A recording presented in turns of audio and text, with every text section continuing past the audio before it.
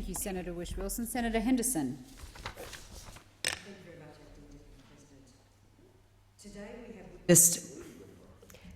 Thank you very much, Acting Deputy President. Today we have witnessed more climate crisis inside Labor.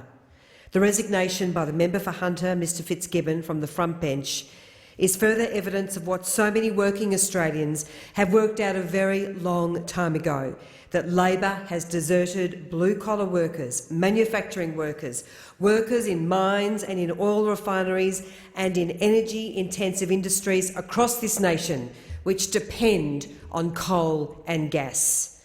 The climate zealots have taken over the Labor Party, and in this group I include the current member for Corangamite, Libby Coker, the member for Ballarat, Catherine King, and the member for Bendigo, Lisa Chesters, all members of Labor's socialist left faction.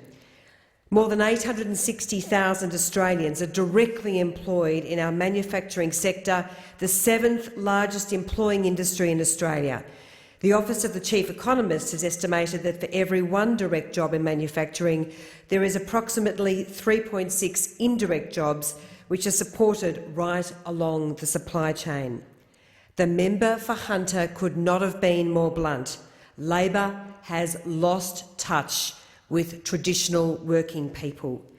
Yesterday, he went as far as to call Labor's environment spokesperson, Mr Butler, delusional, saying those who want to set Australia on a path to slower economic growth and large job losses are delusional.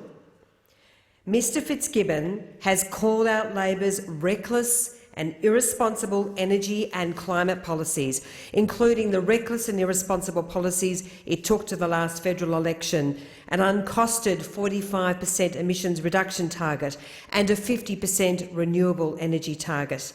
These policies would have brought our mining, resources and energy-intensive industries to their knees, including the Geelong refinery. And consider the hypocrisy of the member for Corio, Mr Miles. Corio is the home of so many manufacturers, including, of course, Geelong's refinery. It wasn't so long ago that Mr Miles declared the end of thermal coal would be a good thing. And tonight he stands with Mr Albanese in prosecuting policies which are destined to destroy the lives of so many people who live in the Corio electorate. Mr Miles backed in the carbon tax. He backed in Mr Shorten's reckless energy policies. He failed to act on fuel security when in government, unlike the Morrison government and the very important fuel security package which we have announced. And Mr Miles now stands with the climate zealots in trying to destroy so much of our manufacturing sector. He is selling out the people who voted him in. And after so many years, it is time the people of Corio voted out Mr Miles.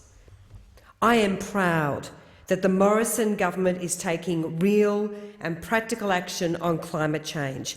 When we make our commitments, we stick to them. We beat our Kyoto-era targets by around 430 million tonnes, and we are on track to meet and beat our 2030 Paris target. The most recent projections show Australia will exceed our 2030 target by 16 million tonnes. The Morrison government's technology investment roadmap is a plan to create jobs, cut costs and reduce emissions. Our roadmap will support 130,000 jobs by 2030 and avoid in the order of 250 million tonnes of emissions per year by 2040. And let me reiterate, Australia is a world leader in renewable energy. In Australia's national electricity market, wind and solar's share of generation is 18%. The OECD average is 2/3 of that, and the global average is just 6.5%. On a per-person basis, Australia is deploying new wind and solar at 10 times the global average and faster than the US, Europe or Japan.